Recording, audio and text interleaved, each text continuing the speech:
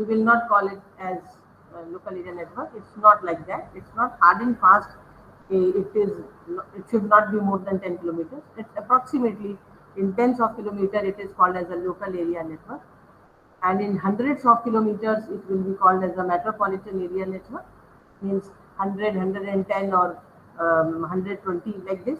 So it will be in hundreds of kilometers, it will be metropolitan area network, and up to the 1,000 kilometer it will be wide area network, and the PAN is a personal area network whose covered area is approximately up to 1 kilometer.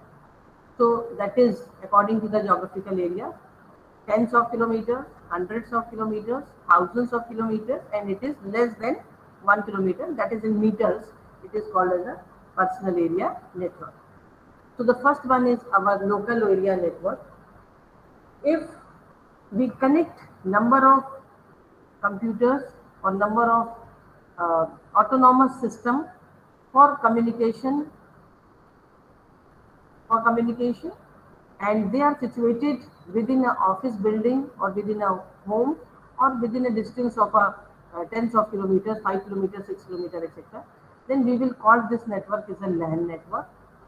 So these devices can transmit their data to one another without needing any extra device for communication. Means, as it is, we can say that there is no, uh, it will be called as a devices of a one particular network itself, right? So they are the part of that network, that is called as a local area network. So LAN is a network that is used for communicating among computer devices within an office building, within a home, within building, right? And it enable the sharing of resources, means we can share our files, text file, video files, or audio files, or some hardware devices that may be needed by the multiple users. Suppose there are 20 computers in my lab and there is only one printer, then we can connect our printer to all of the devices. So if there is a command of printing a file given by any of the system, then that printer will work because it is shared by all the computers within the LAN. So basically LAN enable the sharing of resources. Maybe it is a file or maybe it is some hardware peripheral devices which is used by all the devices in LAN, means that is used by multiple users. It is limited in size. It's typically into few hundred meters, means, and no more than a mile. It is approximately, this is in the case of one whenever LAN work up to the 10 Mbps data speed.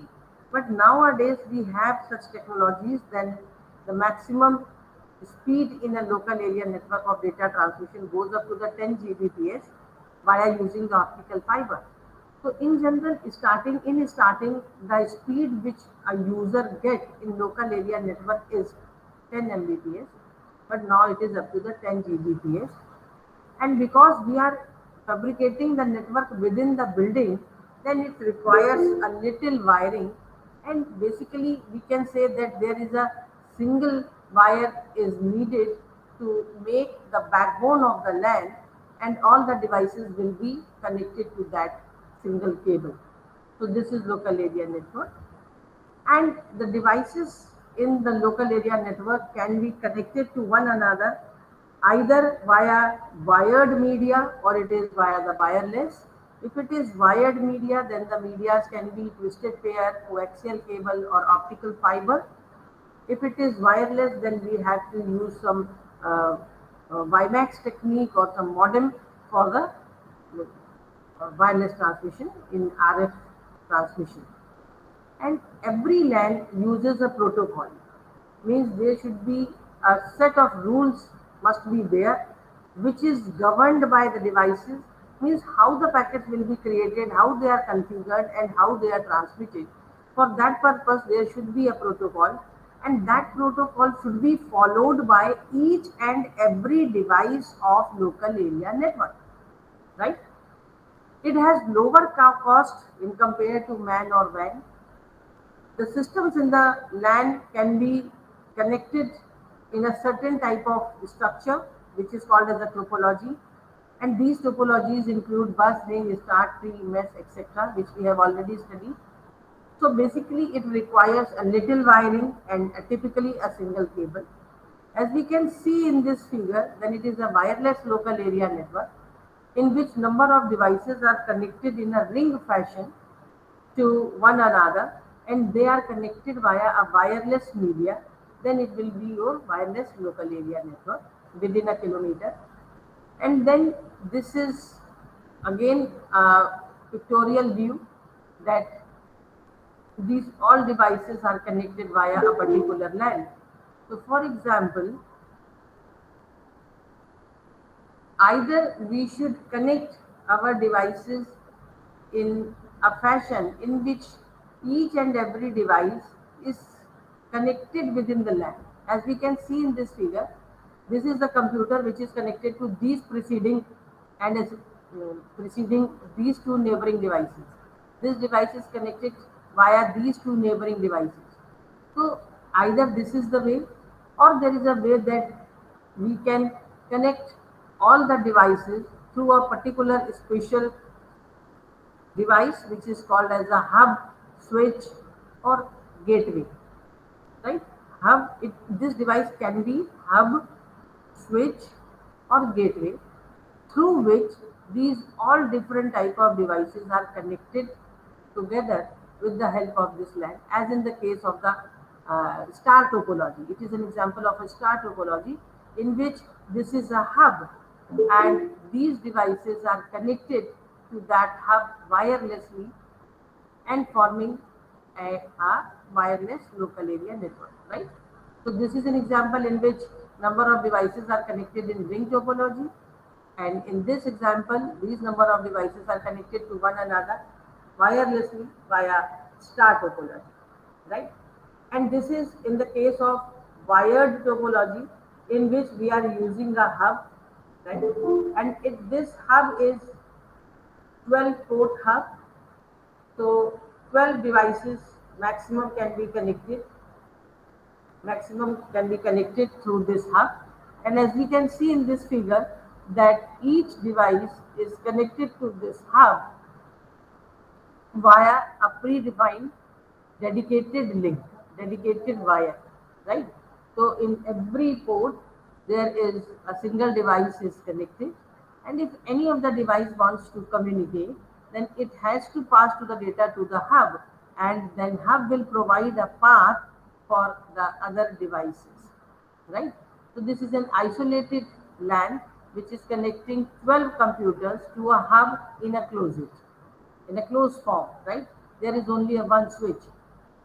If we connect it, then this closed network will be formed and every device can transmit its data to any other device via using hub. So there is only one switch to make the connection between all the computers, that is called as a closet, so that there is an isolated LAN connecting 12 computers to a hub in a closet. Right? In 1980, IEEE, Institute of Electrical and Electronic Engineers, a group is there which formed a project which is called as 802 standard, right? And they define a certain standards, and that certain specifications falls in the 12 categories that are identified by 802 number. Means there are number of projects are there. They are specified as 802.1, 802.2, 802.3, and so on. So whenever there is 802 point, it means it is a standard related to LAN. It is a LAN standard, right? So LAN means 802. And 802.1 is how the LAN will be connected to one another, that is topology, and how we are going to manage this network that will be comes under the 802.1 specification, which is for internetworking and management. 802.2 is a logical link control. Means okay, these devices are connected to one another physically in this manner, then how they are logically connected to each other? It's not hard and fast that whatever will be the physical topology, it should be similar to the logical topology. It's not like that. Maybe we can connect this. For example, I am going to take an example of a bus topology in this case. So we can see that in a bus topology, the all systems are connected via a single backbone, right? So just by looking at this LAN, we can say that this is a bus topology. It is a LAN which is using bus topology, right? But it's not like that. We have to follow the logical topology as bus. Physical topology is bus, right? We can see, we can just find out to look what is the topology is there because it is a physical topology. So physical is a bus topology. What is logical? For that we have to uh, check. If we are outsider, then I have to check that how the data is processed. What is the priority order of stations? So we have to visualize it. And if we are administrator, if we are responsible for this land, then I have to write an algorithm in each and every station to follow that logical topology. So logical topology is always written in a form of a algorithm, in a form of a protocol in every station. And physical topology means how they are connected to one another physically. For example, they are physically connected as bus, but I have given priority order like that. Okay, firstly, this station will send its data, then this station will send, then second station will send. Yes, whatever the priority order I have to take into the consideration, I have to return it into the protocol, right? So whatever will be the priority order, I can decide it by using an algorithm. And it's not hard and fast that bus topology means this station is at a number one position, it is at number two, it is at number three. So they have to follow this path always. No, it's not hard and fast. We can write in priority order, then station number one, then station number four, then station number three, then station number two. So maybe in many cases, the physical topology and the logical topologies are two different things, and how they are going to logically transmit their data, that is governed by 802.2 LLC. Logical link control is called as the LLC, and it is given as the number 802.2 logical link control, right? Then the 802.3 is your CSMA CD protocol. CSMA CD is your carrier sense multiple access and collision detection. Means before transmission of data, let me start it once. If there is a one medium, right? If there is one medium and more than one user want to transmit their data through that media, means that media is shared by multiple users. So whenever there are multiple users and there is only one single channel is there, then we have to put some algorithm to decide which station is going to transmit its data first. This is will be called as a multiple access technique. Yeah, that is FDMA, CDMA, TDMA, etc. Right. So in multiple access carrier sensing means every station will check the channel whether the channel is busy or it is idle, right? Whether the channel is busy or it is idle. If the channel is busy, then station will wait for a certain amount of time, and then again it will check the channel whether the channel is busy or idle. When it gets the channel is idle, then only the station will transmit its data. So that is called as a carrier sense multiple access. Means if more than one user wants to transmit their data through a single channel, then every station will check whether the bus is busy or idle. If the busy If the bus is busy, then it will not transmit its data, and if it's idle, then it will transmit its data. This is called as a carrier sense multiple assets. But maybe more than one device simultaneously check the channel, and more than one device find out the channel is idle. Then what will happen? Both the device will start transmission of data, right? And when more than one user transmit their data simultaneously, then there is collision between the data. Collision means there is a mixing of those data, and it will be called as a collision. What is collision? If more than one user transmit their data at a time, then the mixing of data is called as a collision, right? So I have make an algorithm. Okay, if you want to transmit your data, firstly sense the channel. If you get the channel is idle, then only you are going to transmit the data. Then fine. But if more than one user check the channel simultaneously and transmit their data simultaneously, then there is a possibility that there will be the collision occur. And if collision occur and no device knows about that collision occur, right? No device in the network knows that there is a collision. Then what will happen? The two devices continuously transmitting their data, and there will be a lots of garbage data which is of no use, and there is a wastage of time and bandwidth.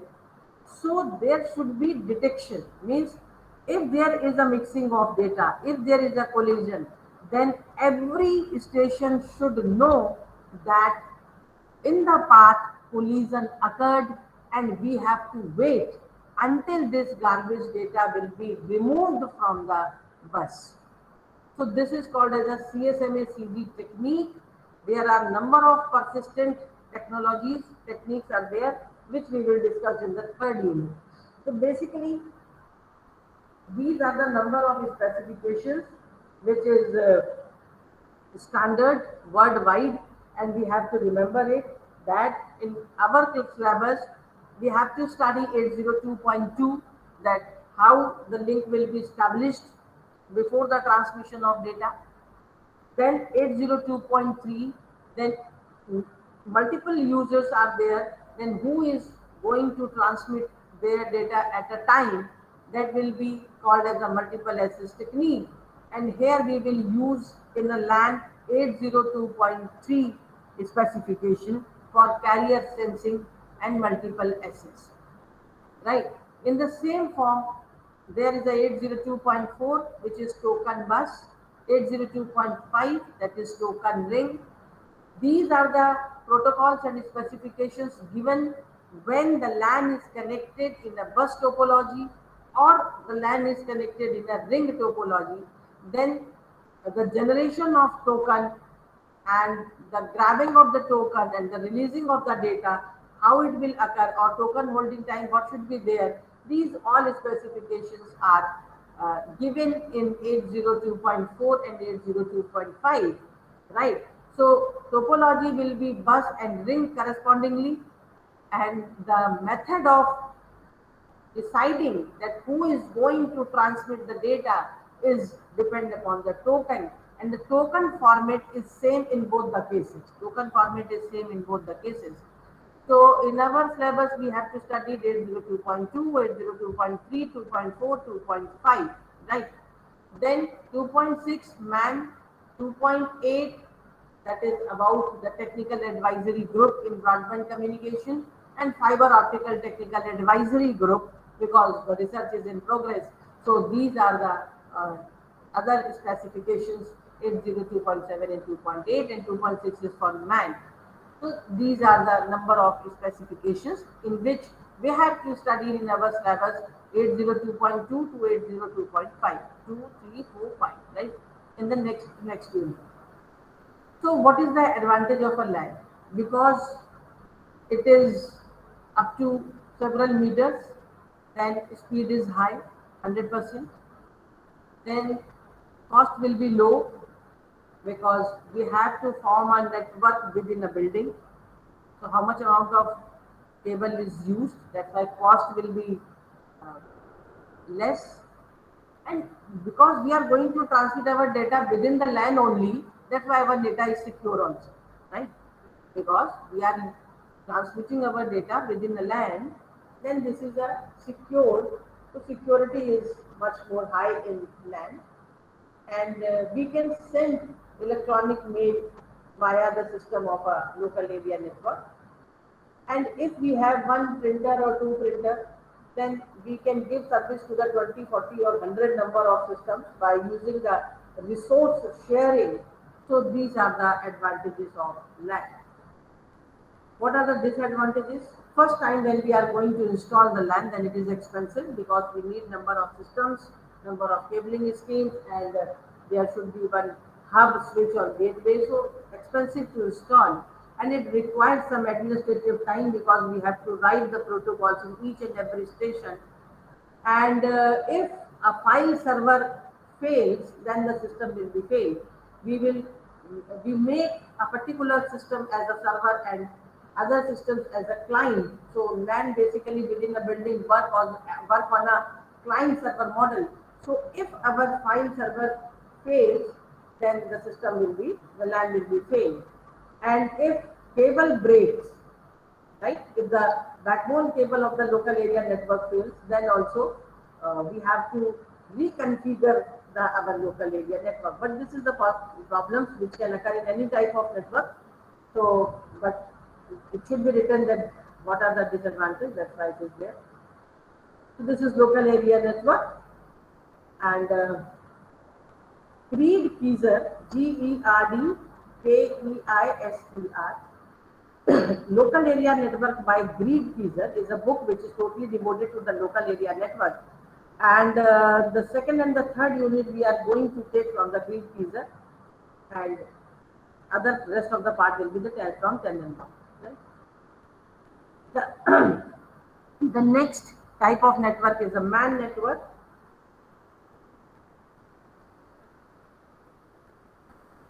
which is usually covers a city or a large campus, is called as a MAN. So suppose there is a network which will cover the South Kanpur or the North Kanpur, so that will be called as a metropolitan area network, and it is optimized for a large geographical area than a land. So we have to use the several blocks of buildings to cover the entire city. Means number of buildings are connected together to make a man, or we can say that number of lands are connected together to form a man, right? Number of lands are connected to make a man. We have to connect number of local area networks with one another to cover our entire city and to cover our large geographical area. That will be called as a man, right? And maybe the man is owned and operated by a single organization, or maybe there are many individuals, organizations are used to make a metropolitan area network. So basically, it is a high-speed network which is used, which allow to share the regional resources. So if you have some resources in your local area network, then I can use it by using that man technique. So two different lands which are connected together to form a man, then a system from a local area network can use can use the resource of the other land also, and this is a very good advantage of a man, and it works as a high speed network. Typically the area which covered by the man is 5 to 50 kilometer diameter, and basically the telephone company network which provide our very high speed DSL services to the customers, digital subscriber link to customers, and cable TV network is metropolitan area network. In this figure we can see that there are 5 lands within the city which are connected together, and covered a large geographical area, is forming a metropolitan area network. So any device of this land can share the resource of this or this land. So this is the basic advantage of metropolitan area network, because we share the regional resources with one another. And we can see in this figure that these LANs are connected wirelessly to one another.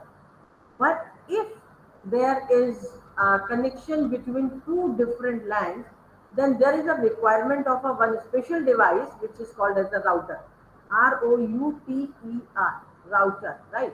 So if there is a data transmission uh, outside the local area network, then there is a requirement of a router. So if there is a data transmission within the LAN, then there is a requirement of a hub or a switch to connect and form a LAN. And if we are transmitting the data between two different local area networks, then they must be connected to each other via a device which is called as a router, right? So if there are five LANs which are connected to one another, it means there are five routers which are connected to one another, right? So this is our metropolitan area network. The next one is wide area network, which covers a very large geographical area up to the thousands of kilometers. It covers the whole country or a continent, or even if we expand it, we can say that it can cover even whole of the world. So basically, WAN is when two or more MANs are connected together, or two or more LANs are connected together, which are many miles apart, right? So basically, when two LANs which are at a very large distance, they are apart from a very large distance, and they are connected together, then we will say that it is a wide area network, if it is in the thousands of kilometers. Or we can say if two MANs are connected together, then it is also a wide area network, right? But wide area network always transmits its data over leased high speed phone lines or wireless links such as satellite.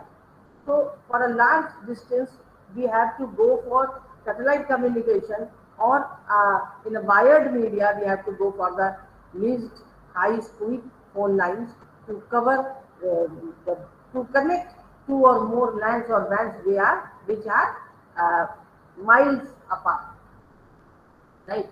So multiple lines can be connected together using devices such as bridges, gateways, routers, and which enable them to share data. And the world's most popular WAN is Internet. So Internet is also an example of WAN, wide area network. So basically, if we are connecting the devices within a LAN, then we are going to use bridge, right? If we are going to connect different number of LANs together, then we will connect router. If we want to transmit our data as it is with APIs, with application interface, then we will use gateways, right? Next, we will study the 7-layer architecture, in which we will find out that only 2 layers are fabricated in bridge, only 3 layers are fabricated in router, and all the 7 layers are fabricated within the gateway. So depending upon the application, we will use either router or gateway, right? Depending upon the application, we will select that for the transmission of data between two lines, we have to select a router or a gateway. But for for data transmission within the local area network, either we will use bridge, switch, or hub. HUB, hub, bridge, or switch, right? Depending upon the speed of the network, depending upon the transmission media, that it is twisted pair, coaxial cable, or optical fiber, we are going to select either hub or switch or bridge, right? Hub in the case of twisted pair, switch in the case of coaxial cable, and your bridges in the case of optical fiber. So it depends that which particular media we are going to take up.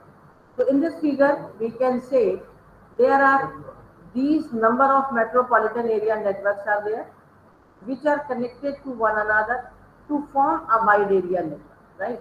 So we can see that this is a man, there are 4 men, or we can say that this is these two LANs are connected together, right?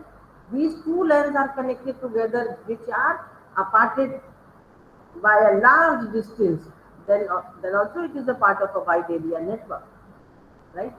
And these two LANs are connected together by using either bridge or by using your gateway. So this is a switched band and a point-to-point wide area network. So there is a system which is connected via a modem. Then there is an internet service provider which is also connected through modem. And if there is a point-to-point communication between the modems of internet service provider and the computer, then it will be called as a point-to-point WAN, right? And maybe this service provider is at a very far from my location. So if the distance is in hundreds of kilometers, if the distance is in hundreds of kilometers, and my modem is directly connected with the modem of the internet service provider, then it will be called as a point-to-point wide area network. And in a switched wide area network system, we have to connect the number of number of switches to connect the number of systems together, right? As we can see, these are the number of switches. These are not our end system. These are not computer systems. These are special devices, which is switches, and these switches form a network, or these router can form a network. So try to understand, if this are if these are bridges or gateways, if these are bridges or gateways, then we will say that it is your switched WAN. Okay. If it is number of routers, if these are number of routers, then we will call it as a LAN. Then it will be called as a LAN. So basically, if number of devices, what is LAN or what is MAN? It is a collection of number of devices, right? So if number of devices are connected to one another with the help of router, then we will call it as a switched local area network. And if these end systems are connected together via bridge or gateway, then we will call it as a switched WAN. So these are the number of switches, right? And there is a topology which is used by this particular switches. So we can see that there is a network of switches also. One thing is the network of system. We can see in this there is a network of system. Number of LANs means system. Connection between LANs means connection between system. Because this is a LAN of 100 computers or 10 computers, but basically the single unit is a computer. So computers are connected together, right? If they are connected with the help of router, then they will say that it is a data exchange between two LANs, right? And if they are connected together via bridge or gateway, then it is switched WAN. But there is some topology used by our network of switches, our network of routers, our network of bridges, our network of gateways, and this is called as a subnet. SUBNET, subnet. What is a subnet? It is a collection of routers. It is a collection of bridges. It is a collection of switching devices. It is a collection of switching devices. So this is called, this particular oval area, this will be called as our subnet. This is subnet. So there is no single computer is there. There is only number of switches, bridges or gateways are there which are connected to one another so that they can cover a large distance and can transmit their data from end station A to C or B to C, etc. So basically, when there is a connection of my system with internet service provider, then it is by point-to-point wireless uh, wide area network. And when there is a collection of a number of LANs or MANs or systems via a network of switching devices, then it is called as a switched WAN, right? So it number of end systems, number of end systems are connected to one another via the help of network of switches. That is called as subnet, and this is a switched wireless wide area network. And this is a heterogeneous network made of four wire, wide area networks and two LANs. So in which we can see in this figure, that will be clear that this is a LAN, right? So everything is fine, no? Means I am audible and the screen is presentable. You can see the screen. Yes, ma'am, we can.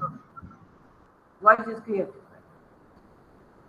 So this one is a local area network. In this, number of computers are connected in bus topology, right? This is a local area network in which number of systems are connected via a star topology. We are using hub here. And we want that these two LANs are connected together. And what is the process that we are connected? This is my lab, suppose this is my lab, and the systems are connected through this hub, right? Because this is used to transmit the data within the LAN. So hub is okay for the transmission of data within the local area network. But now what we want to connect to the outside world, and to the outside world we have to use router. We have to use router, right?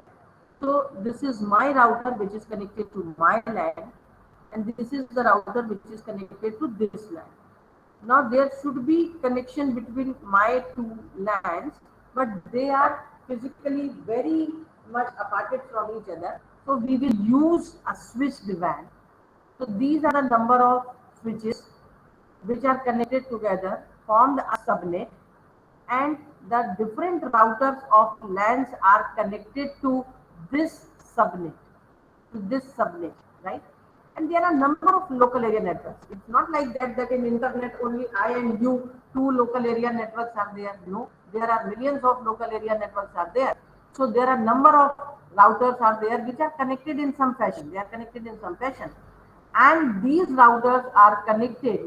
It's not necessary that each and every router should be connected to the switch WAN, but there should be one connection between my router to this switched WAN, and this is through this path. We can see that my router is connected to this switched WAN, right? And there is a precedent or the internet service provider, and there are number of modems are used via using point-to-point WAN, and number of systems are connected to this modem. There are number of switched WANs which are connected to number of modems, and my switch WAN is connected to this modem. So we can see this is a heterogeneous network. In this, all type of networks are present, where we can see that there are four wide area networks. Why we are saying that there are four wide area networks? Because these are four switches, and we can see that there are number of local area networks are connected together through this particular switch. So this is called as a wide area network. So there are four switches, that's why we will say the four WANs, and these are the two LANs which are visible to me, right? So I will say that there are two LANs. So four WANs and two LANs are connected together to make a heterogeneous network, and they all are connected to the internet service provider, right? Which is referred here as a precedent. So the next and the last one is your personal area network. That is similar to when we use headphone or our printer or any other peripheral devices to connect with my system wirelessly or wired, then it will be called as a personal area network. For example, we are starting the mobile hotspot in our one mobile, and take and start the Wi-Fi on the second mobile, and we connect our two mobiles via using that Wi-Fi hotspot, then it will be your personal area network, right? Or I have a Bluetooth headphone and I connect to my phone, then this is a personal area network. So personal area network means within a room, it's around a few meters, and it is a close proximity. So PAN is a network that is used for communicating. That is, number of Bluetooth devices are connected together to cover a geographical area of few of meters is called as a personal area network, and it is used for communicating between the devices themselves or for connecting to a larger network such as internet. So WAN can be wired or wireless. This is an example of personal area network in which we can see that my CPU, my printer, my phone or my laptop all are connected to one node, then it will be personal area network. So it is a computer network which is used for communication among the devices of a computer or PDAs or telephones, etc. So the reach of the WAN is typically a few meters. So what is internet? Internet has revolutionized many aspects of our daily life. It has affected the way we do business or we do study nowadays, as well as the way we spend our time. It is a communication system that has brought a wealth of information to our fingertips and organized it for our use. So this is the hierarchical organization of an internet. Means there are number of internet service providers as Jio, Airtel, Vodafone, etc. So there are number of internet service providers are there, and they make a network of different networks of regional internet service providers, and these regional internet service providers are connected together to form a structure of a national internet service provider, right? So, and the national internet service providers are connected to one another by network access point, and it is the interconnection of national internet service providers with one another. So this is the hierarchy of the internet. The next one is your protocol. As we know that protocol is a set of rules which is used to govern the data communication. The protocol determines what is communicated, when it is communicated, how it is communicated. So this is the deciding element of our data communication. And the key elements of a protocol are syntax, semantics, and timings. These are the three things your protocol may, which should be considered in protocol, elements of protocol. What is syntax? That what is the structure of the format of the data, right? How the data is going to transmit, how the packet will be formed, how the frame will be formed, source address, then destination address, then access control, then frame control, then data, then CRC. Means whatever is the structure of the frame is decided, that is by the protocol, means syntax. It indicates how to read the bits. How to read the bit means if this bit is 0, then what it signifies. If this bit is 1, then what it implies. Then it is the syntax. Semantics means the interpretation of the meaning of the bits, and know, depending upon the 0 and 1, it will know that what action should be taken into the account. What action should be taken into account. For example, if this bit is 0, then I have to copy the data. If it is 1, then I have to pass it on.